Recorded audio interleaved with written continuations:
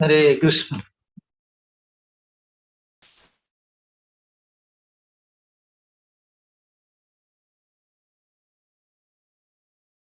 We'll start with our slokas. Just share the screen.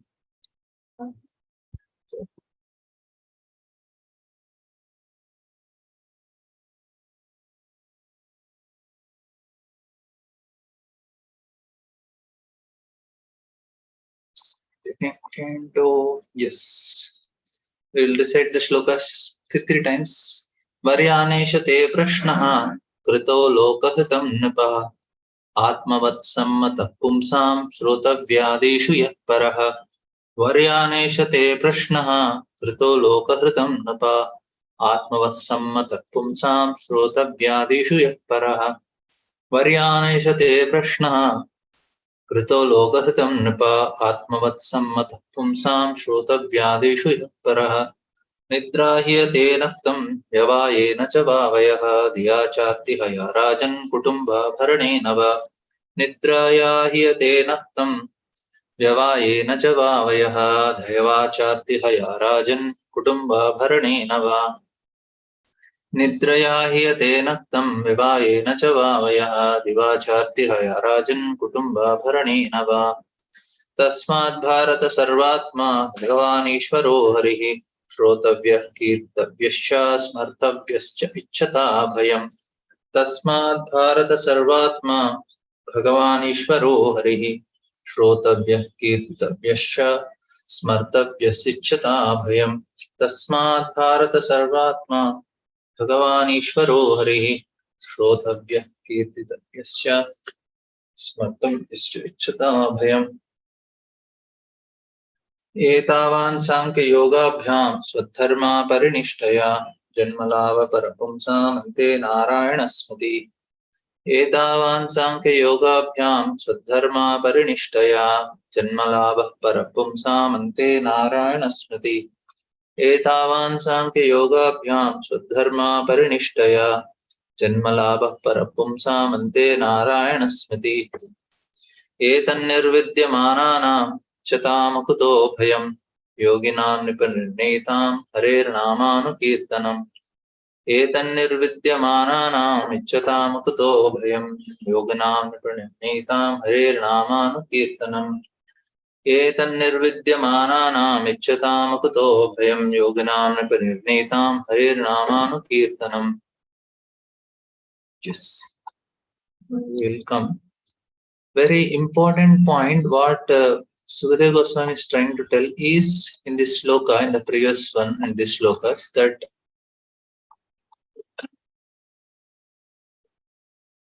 here that very important point is etan nirvidhyamananam ichchatam akuto bhayam. You want to be free from fear, na? There are no material means to make us free from fear. That is the point here. There are no material means a person can be free from fear. Only means is this one. Yoginam Harer Namanu Kirtanam is the only way we can be free from fear. There is no other way. That means so many people are trying to make materially successful and they want to be materially secure and they want achieving so many bigger and bigger things. But unfortunately, one thing they cannot achieve. Even though they may be very rich person, very powerful person, very, very influential, very famous, everything is there. One thing they cannot get. That is what? Free from fear. And we have the formula. Hareru Namanu Kirtanam. So very important. At the end of life, they will die. Because at the time of death, it is said that even yogis, Patanjali Muni says, even yogis, they are afraid of death. What to speak of ordinary people? Even yogis feel fear of death. Because we have so much identification with our body, it's not easy to get rid of this fear. That is the point. And this is what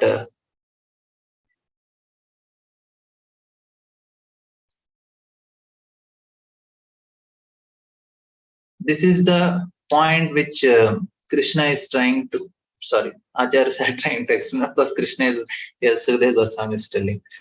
This is See, okay, constant chanting of the holy name of Lord after the ways of great authors, the doubtless and fearless ways of success for all, including those who are free from all material desires, who are desirous of material enjoyment. Of course, this is Tasmat Bharat Sarvatma, the shloka, which I am explaining. Tasmat Bharat Sarvatma Bhagavan Ishvara Shrotavya Kirtavyasya Smartavya Ichchata Abhayam. In that shloka, yeah, that is, I think, 6th verse.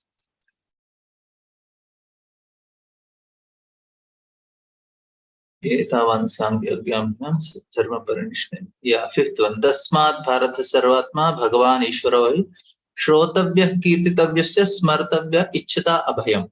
This you want to be free from all this, who are desirous to be free from all miseries and especially fear also. Abhayam, that is with Krishna only. And here now he is telling that this is the way. Hearing about Harer Namanu Kirtanam is actually the ways of great authorities. Even somebody is free from all material desires also, this is what he need to do. And chanting the holy name. And we just read one part of the purport, but this is a very nice purport. What I was thinking, I will just give some titles to the discussions which we are making. So whenever you are referring the recordings, if you want any topics, like we discussed on fear, we discussed on ego, we discussed on many things, mind and all. But unfortunately, it will be the title will be the shloka number. You will not be able to get. If you want to refer anytime you are giving classes and all, I'm sharing some notes, but not all, because I'm not able to make notes for all. But I'm just sharing some points. I was thinking that you can. I'll just give the titles what I'm discussing. Say today I was thinking of discussing on identification with body and all. We will see if I'm able to do it. Then I will give the title. When you are referring, you can refer to that titles and you will be able to get it. This is a very important thing. And now here in this chapter, this is a very important thing. What we discussed yesterday, some revision I'll do. We will be able to remember that Vyas Maharshi, he is writing Bhagavatam, but the Bhagavatam starts. See, the question which Parikshit Maharaj asked, he is explaining 9 cantos to answer it. What is the question of Parikshit Maharaj? Parikshit Maharaj's question is, he is asking that what is the duty of a person all the time, especially a person who is leaving his body, dying. And it is applicable to all of us because we are all dying. And another thing is what he should not do. And he is not asking any other question. Because many people came and everybody was giving answers, but when he asked, he is asking this question, especially those who are dying, and the answer is the next 11 cantos. Can you imagine what an answer for this important question? Maharaj Parikshit asked how to solve all problems and how to achieve the highest perfection. Because when a person solves a particular problem, he attains some kind of perfection. This is a very important concept. We all are trying to achieve some perfections, some siddhis, with which a person can walk on water or he can do so many things. We want to solve some problems. That means we are achieving something. Like what scientists, the modern technology, we want to walk fast. So what they did, to solve the problem of walking, we invented 4-wheelers. We had cycle, then we had rickshaws, then we have cars, now we have flights. We are achieving different things to solve the problem of walking. And to solve the problem of communicating, we have achieved the siddhi of mobiles and whatnot, everything. Like we have internet also. That means we are achieving some siddhis. But that is not solving but we are not able to get highest siddhi. What is the highest siddhi? This highest siddhi will solve all problems. Like I have problem with communication, I have problem with this, I have problem with that. So many problems I have, and I am achieving this. But if I can get highest perfection, I can solve all the problems at a time. That is what is Sukadeva Parikshit Maharaj asking. Tell me something which can solve all the problems at a time and can get the highest perfection, highest siddhi. We are getting some siddhis, but ultimately what happens is one pralaya comes and everything is gone. And again, you have to create everything again. And if we dig more deeper and deeper, now we may get mobile phones or plastic from the previous Kali Yugas because it is all destroyed. Again, we are creating plastic and mobiles now. Again, this Kali Yuga will destroy it again. Next Kali Yuga will come. So it's all, we are not able to achieve the highest perfection. This is like that's what when this story we know now. Once Buddha meets one person, yogi. He says, went to Himalayas, did 25 years of tapasya, I can walk on water. Buddha asks, you don't have 5 rupees or what? You did wasted 25 years for this. You could have paid to the boatman, he would have helped you. That means what? This is actually human psychology. That they feel that it is important to achieve some perfection. That is another problem. They feel that I have to walk on water, I have to learn this, I have to learn that. But Bhagavatam says it 11th canto actually. There are so many different types of yogic perfections are given. But Maharaj Parikshit says that I want to learn some siddhir, highest siddhir, complete absolute perfection siddhi, haritoshanam, that is what is. And Sukadeva Goswami is so ecstatic. He said, this is the question you need to ask. You need to know what is the highest perfection you can achieve. And that is what. Atat pumbir dijashtrishta varnashram vivagasha swanishtitasya dharmasya sam siddhir. So this sam siddhir means the highest siddhi is what? Haritoshanam. We need to ask 3 questions every day. This recently I heard and it was very difficult to digest. I will tell you, some of your, most of you are very sincere. So for you, it will be very easy to do this exercise. I am not able to do honestly, but at least I'll tell you what is exercise. 3 questions only every day we should ask, and all the time we should ask. First question we should ask is, any activity you are doing, you ask this question, for whom I am doing.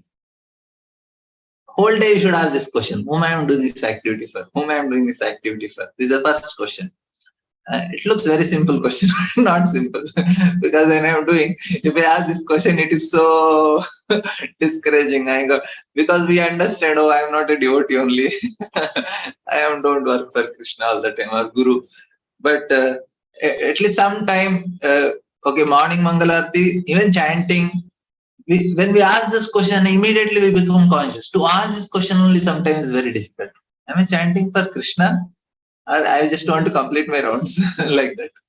Second question is, when we are speaking, we should ask this question. Why am I speaking? Whether I want to glorify myself, criticize others, or glorify Krishna. We should open our mouth only for one thing, glorifying Krishna. Or anything connected to that. No other thing. We should be very careful. And third and most difficult thing is, whom am I thinking about? Am I thinking about myself or am I thinking about Krishna? Because the default setting of our mind is we always think of ourselves. I will explain this in detail tomorrow. I will try to make a notes and then that tomorrow's topic I thought I will discuss will be how we are caught up in this body, how we are conditioned with this body. Not conditioned, yeah, in one way conditioned. So that will be topic of discussion tomorrow. And today I just wanted to speak in this beginning part only some of the points. Like Sukadeva Goswami, he was so ecstatic in answering tomorrow's question, tomorrow's discussion, topic of discussion. I am giving advertisement that this will be our topic of discussion, how we are caught up, how we are entrapped in this. Now he says that no varyaneshate prashna krito lokahitam napa. Your questions are so glorious, not only for your own sake but for sake of others. See, this is such an important quality. Now Parikshit Maharaj is dying, but still is thinking of others. That is what is a Vaishnava. There are many people in this world, but usually they remember themselves. But many people, if you work for others' welfare, people remember with gratitude those who lived for others' sake. We need to live for sake of others, not for ourselves. To the degree we live for others, na, that much people will remember when we leave this world. And if devotees remember, that will be very great.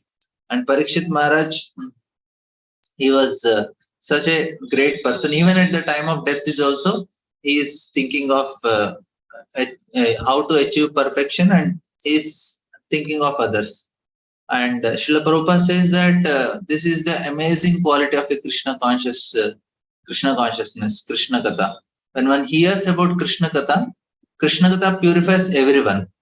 He who speaks, and it can cleanse. And what happens is, anyone who accidentally hears, na, they also get cleansed. And the whole Srimad Bhagavatam is about that. This is why very important that every day we listen Bhagavatam, every day. And this is nice forum for all of us. Forcefully we are listening. And for me also, it's forcefully I had to read, because I don't have option, because I caught up my situation. Now, even I may not like also, but I will read sincerely and try to understand what Prabhupada is telling. In that way, everybody is getting benefited. It's not this person who is speaking, who is listening, who is listening inattentively, also he will get that is the advantage. Now, these are two very nice purports of Srila Prabhupada. I will just read, because Prabhupada is putting so much of his realizations and so much of his love and devotion in these purports. And that's why even though some people, they just by seeing Prabhupada, their heart changed. Can you imagine? Like one devotee was sharing that they went to some remote village in Russia for distributing books, and he gave one Prabhupada book.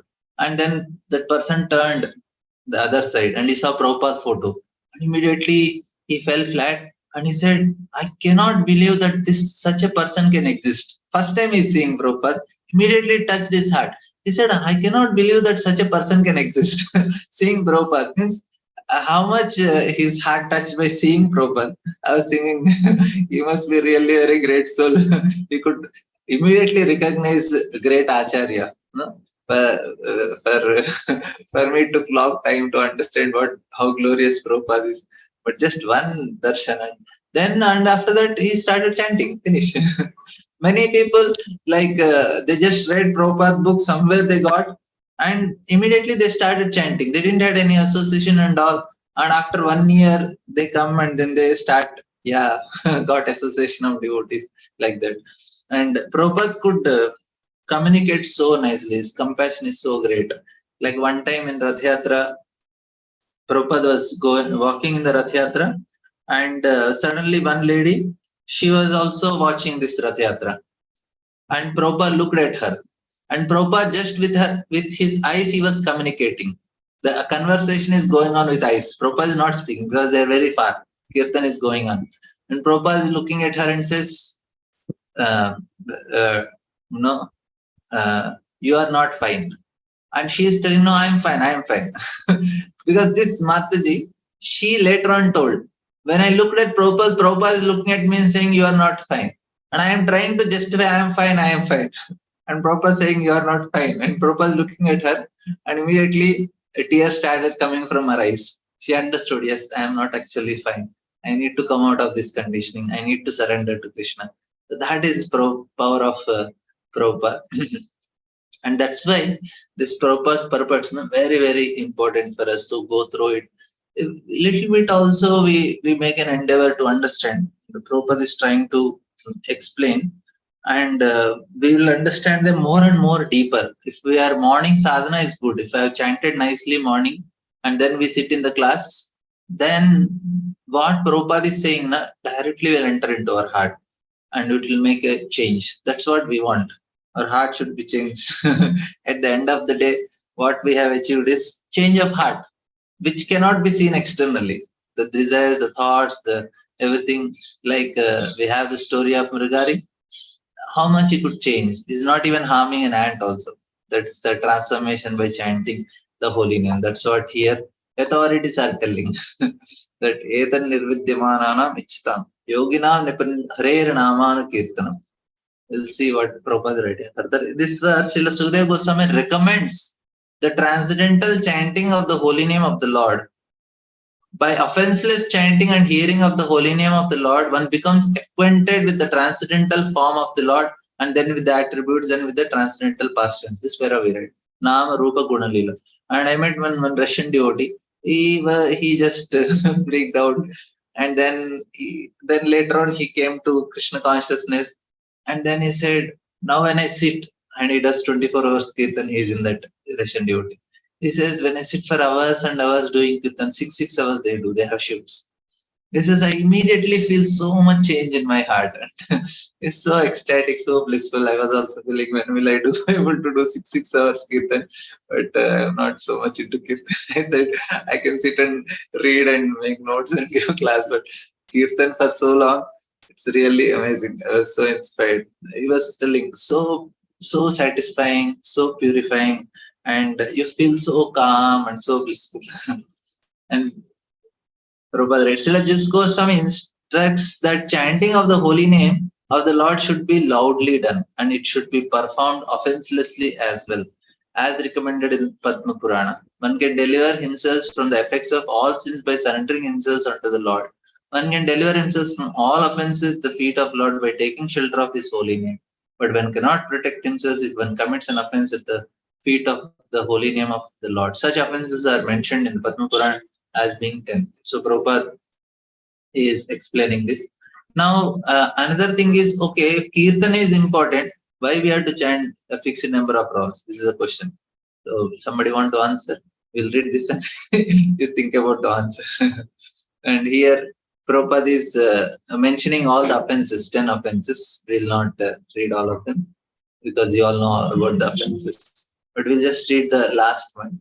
The effect of chanting the holy name of Lord is perceived by the chanter as liberating from the conceptions of false egoism. False egoism is exhibited by thinking oneself to be the enjoyer of the world and thinking everything in the world to be meant for the enjoyment of oneself only. The whole materialistic world is moving under such false egoism of I and mine, but the factual effects of chanting the holy name is to become free from such misconceptions. You become so free when we chant because ego is gone. That is a benefit. Kim pamattasya bahubi parokshayir hayanayriha varam muhurtam viditam gatashe shreyase yatha. This is a nice verse. So now, what before answering the questions, he just answered it. But before going further, Sukadeva Goswami is encouraging Parikshit Maharaj. He is saying, don't worry, you think you have 7 days, but what is the use of having long life? What is, he says, what is the value of prolonged life which is wasted, inexperienced by the years in this world? Better a moment of full consciousness, because that gives one a start in searching after his supreme interest. This is a very important verse. Kim pramattasya bhubi. What is the use of such a long years? So parokshayir hayane riha. So gataste shreyase yata. This is very important. It says, what is the use of long life? Better to have proper life with one moment of proper consciousness. Sukadeva Goswami instructs Prabhupada Maharaj Parikshit about the importance of chanting the holy name of Lord by every progressive gentleman. This is very, very important. If somebody is not chanting, we should be convinced that he cannot be happy. This is the very important. That's what Prabhupada was so convinced that without understanding Bhagavatam, they cannot be happy. He took with that full confidence the Bhagavatam to the Western countries and to America. Even though there is so much money, so much opulence, so much enjoyment, so much sense gratification, but Prabhupada was sure they don't have Bhagavatam, they cannot be happy. They are not chanting the holy name, they cannot be happy. We need to be convinced of it. Whenever we see, it's not out of envy. Like, no, if I see a rich person, suffering, he's not chanting. No, I don't want to be envious of him, but I should know the reality. Even though he may have all these things, he cannot be happy because he's not chanting the holy name. Acharyas are telling here, he cannot be happy without chanting. We cannot, even for us also we can see, we may have some opulence. We may not have great opulence like big multi-billionaires, but we have some level of opulence in our life. But how much that opulence will make us happy? Like yesterday, one person posted about one big famous film actor. He said, I thought I'll be very happy if I am very famous and if I am very successful. And when I took an award on the stage for my performance, even then I could not become happy. Then I understood this happiness is not here. Happiness is something within. He's sharing his realization. He's a little sincere fellow. He's understanding. Many people, they cannot even understand that also. But this is very, very important that acharyas are telling not possible only.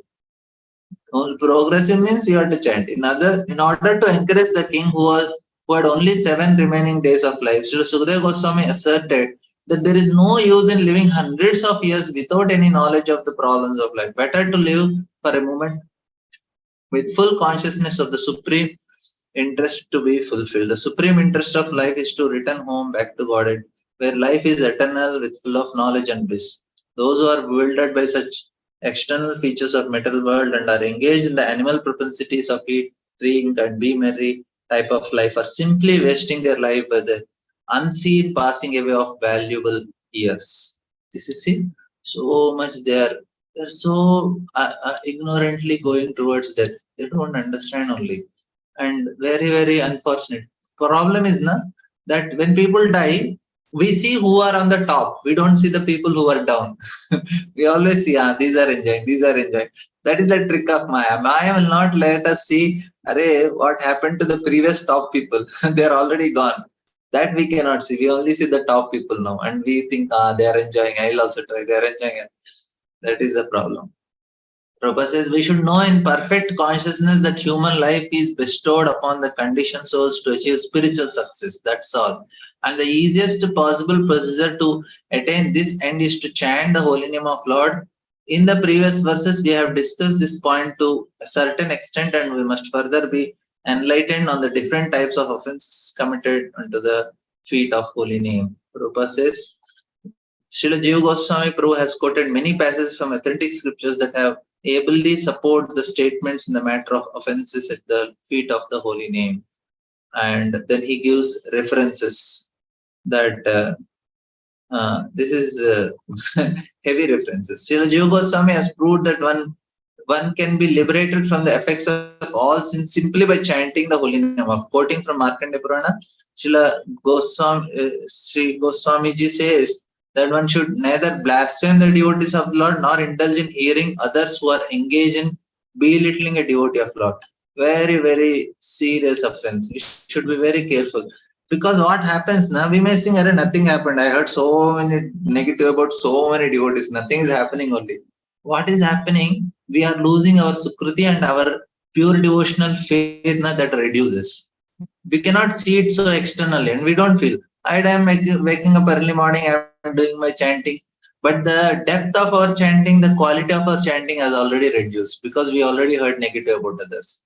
Better don't associate only if somebody is speaking negative. You can have very, very little friends who are only interested in speaking about Krishna, who are only interested in Bhagavatam and other things. Nobody is going to help. Bhagavatam is going to help. And we need somebody who is hearing Bhagavatam. You are hearing morning class, you have purified your heart. Don't contaminate it daytime in seeing or chatting with others about all this, about especially negative about devotees. Not at all. It will not work only. We will not, at the end of life, you may be perfectly followed all the rules. End up in, but to attain prema, that is not possible. We will not get prema. If we have offended some devotees, heard negative about devotees, Krishna will not give them. That is not possible. Because with our endeavor, we don't get only anything. We should not do this offense. A devotee should try to restrict the free by cutting out his tongue, and if one is unable to do so, one should commit suicide rather than hearing the blasphemy of the devotee. The conclusion is that one should neither hear nor allow vilification of a devotee of the Lord. As for, and I have seen some simple in Vrindavan, when Mataji every day after Guru Puja she takes flowers and distributes everybody. And I was thinking she is giving. when I see somebody and I have little, "Arey, how can he is such a serious devotee? He's doing like this, he's behaving odd." I don't like certain people's behavior. But this mother is so simple. She goes to them also and gives flowers. She can appreciate them and sees as a devotee. For me, if I am told to give flowers, I'll just select, these are sincere people, I'll give them. These people not. But I could see such a simple heart. I was thinking, when will I become like that? So simple. They don't have any problem with anybody. they can happily appreciate everyone. Because I see somebody is like trying to uh, put a chair and in between the road, in between the path. They are not listening to the security. They are not following rules. Such people now, for me, it is very difficult. Why they are not following rules? Why they are not cooperating with the security? I feel little bad with them. And this Mataji don't have anything. She's little elderly. She goes to everybody so simple giving flowers. I was thinking, my God, she's such a. So that is actually what Krishna. You can for her to go to Krishna is so easy because she has no problem with it. For me, if somebody don't follow rules, I avoid this. So a devotee should try to restrict. The conclusion is that one should neither hear nor allow well-fiction of devotee.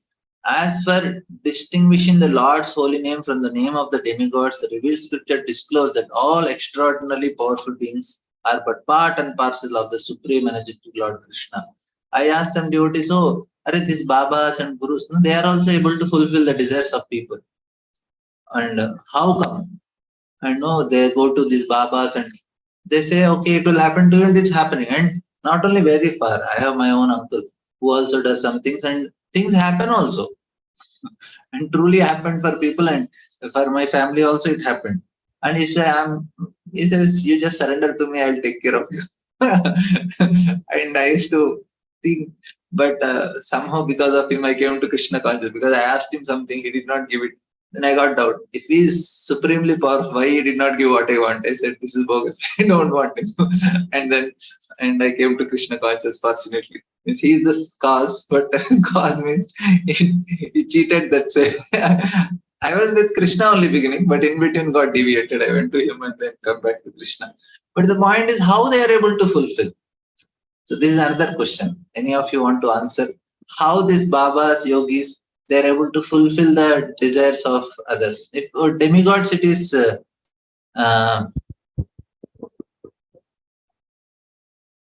demigods, it is okay. Demigods are fulfilling. How these Babas and Gurus are fulfilling? Can anybody share your thoughts about how they are able to fulfill the desires of their followers? I have one more question. I have 2-3 questions. We'll see. I want to hear your answers first.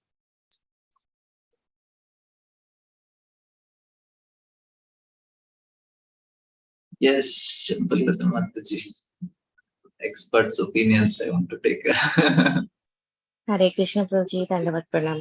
Sorry Prabhuji, from whatever I heard, I will try to tell. Yeah, My please. understanding may not be okay. Please correct me. Yeah, Prabhuji, they have some mystic powers basically because they have done certain amount of sadhana and then they pray to the demigods. They also do something from the Tantra Shastra in order to fulfill their own desires or even they pray for others. So through demigods that can be satisfied or the desires can get fulfilled. But ultimately, Lord is only the sanctioner, actually. Can they change karma because they are fulfilling the people's desire? Na? Can they change karma of people? Yeah, actually, it's like entering into somebody else's karmic bubble because they're intervening with somebody else's karma, definitely. So it changes momentarily, though it may not completely change one's karma. That's my understanding. Sorry if I'm wrong. No, I want others' opinion also. Then I'll add my opinion. Okay, Any fine. other want to share? Thank you, Mataji. Thank you very much for sharing. Any other? How these Babas, yogis are able to fulfill the desires?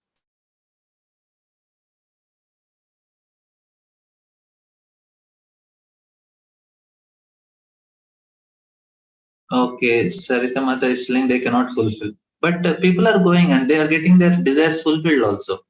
And I have seen personally with my eyes some of the things getting fulfilled. And that's why they have so many followers also.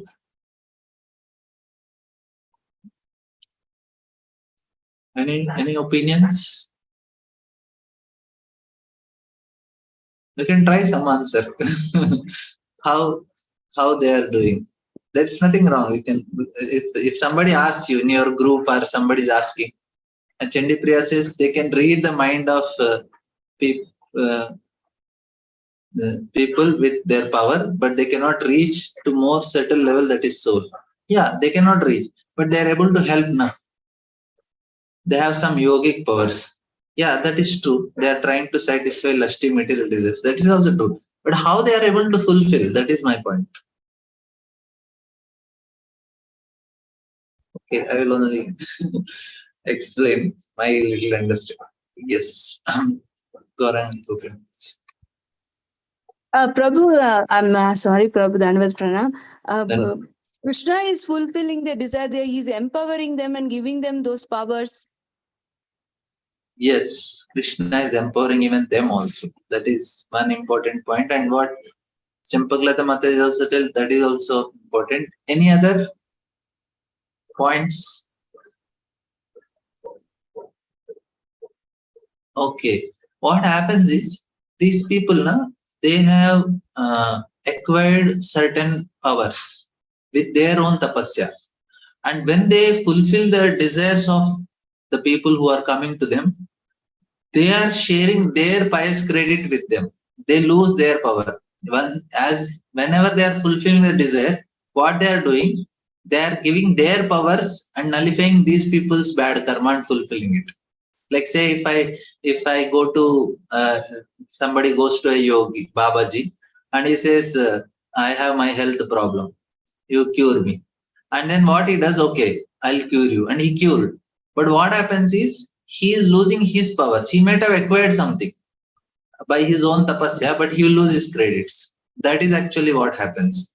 And even if that power, what is getting from Krishna only, is fulfilling it by through the help of Krishna. But people, they go to Himalayas, acquire so much powers, but what happens is when they come, they use their power in making followers. Now they are trying to cure diseases, fulfill, getting married to somebody who's not getting married. What they are doing, they are trying to give their credits to them, but eventually they will lose. After that, they will not be able to do. They may have some limit. After that, that's all. And what happens, they cannot do for everyone also. That is another thing. If somebody has little bit, say somebody has some bad karmic reaction, and he can help him to come out of it, but they'll not be able to do for everyone. Somebody is so heavy that these gurus babas also cannot do it, but they are losing their power in giving. But when it comes to spirituality, we go to spiritual master. When spiritual master, he does not give on his own, they give it on behalf of Krishna. So Krishna gives through them. So spiritual master, guru never loses anything. But when it comes to these all babas, yogis and all, they lose their power eventually. If they are continuously giving, if they are not doing their personal sadhana, they lose it. That is for sure. And not only that, like say some yogi or baba or some yogi comes to house, previously we hear, they give tatastu. I bless you that you'll have children. I bless you that you get married. I bless you that you will become king. When they are blessing, they are giving their own credits. It's like that. And with their credits, they are elevating their followers or whomever. If you please some very saintly person, they bless. They bless means what? They are sharing their valuable power with them. But they are okay because they do more and more tapasya, they can acquire it. This is okay. I'll change your karma like that. So that is possible. Same thing with demigods also. Demigods also have so much power. When you worship demigods and please them, they say, okay, I'll change your karma. And in that way they fulfill. And of course, all are given by power by Krishna only, either these yogis, babas or demigods. They all get power from Krishna, but they are able to change some of the karma of people. That is possible. And for devotees, there is no karma. Krishna only changes. So no need to go to any of these people for any of these reasons. Even though they are fulfilling material desires, they are able to interfere. They are able to manipulate a little bit of the suffering. And that is the reason people are told to do pious activities. When you do pious activities, what happens is you are acquiring more and more good credits. Dana, Dhanma. People say, no, do more charity, do some pious activity so that you will nullify your suffering and you can enjoy more in this material world, like that. And especially when parents they tell the children to touch the feet and then they bless, then what happens, they want to give their credits to the children. They say, let my whatever good activities credits now let me give to my children. That's why they want them to touch the feet and they give. If you touch the feet of the superior and the person feels very happy and blesses you, we can take their credits. That's why anytime you see any Guru Maharaj, Maharajas, devotees go to temple, offer obeisances nicely and give a smile and take the blessings, you'll get all spiritual credits. Here they don't lose also anything. In material circus they may lose, but in spiritual circus they don't lose, because it is coming from directly Krishna. It's always good to offer more and more obeisances to devotees and take the blessings all the time. We will get more and more spiritual credit. It looks like very sentimental, but it is really very powerful way to progress in spiritual very fast. And I hope this is clear for all of you that they have some powers. With their powers they are making their followers, but it will not remain long. It will, if they are not doing their sadhana, it will just go away and it is no use. Only no matter how much you give a good dream to a person, it's ultimately dream only. And hope it is clear. The powerful holy name of Lord can certainly deliver one from sinful effects, but one who desires to utilize this transcendental potency of the holy name of Lord in one's sinister activity is most degraded person in the world. Such persons are never excused by the Lord or by any agent of the Lord. One should therefore utilize one's life in glorifying the Lord by all means without any offenses. Such activities of love, even for a moment, is never to be compared to a prolonged life of ignorance, like the life of the tree and other living entities who may live for thousands of years without pursuing spiritual advancement.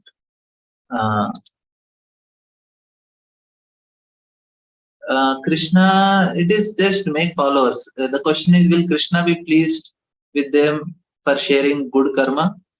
It's need not be, because they are doing just for material things. And of course, some cases, if they are really compassionate sharing, Krishna will be pleased. If they are genuinely doing, if they are not want to make followers, if they see that somebody is very much suffering and they go to them and says, no, I don't have children for 10 years, but we have so much, then the sages say, okay, take, you'll have children. In that cases, they are showing compassion. Not to, nowadays what they are doing is, these people, if they have power, they want to make followers. They want to show their power and make followers. So that Krishna will not be, because it is detrimental for their own spiritual. Okay. But if they give material boons, there is sorrow behind it, as they are not helping the soul in solving the permanent problem. So it is not helpful. Yeah, it is true also. It is not helpful. But some cases, like material stability is needed for spiritual stability. Say some girl is not getting married. Now, for her to practice Krishna conscious, she is so much anxiety. Her age is increasing, not getting married. What happens is, if she gets married, she is more materially peaceful, then she can peacefully practice Krishna conscious. Otherwise, she says, no, anytime she's always in that anxiety is not for. Some boy does not have a job and he says, chant Hare Krishna. He says, Prabhuji, if I have a job, little job also, then I can peacefully practice. So material stability sometimes is needed for spiritual stability. In that cases, they help them to give material solutions so that it will ultimately bring them to Krishna consciousness, like that. Say, if health is not good, we cannot chant. If I have good health, I will be able to practice. So good health, job, marriage, there are some material stability also needed for spiritual stability, like that. That's why some may help, some blessings may help. Okay, thank you all very much. Hope there is questions on this. Tomorrow's topic I announced, and thank you very much, Hare Krishna. Srila Prabhupada.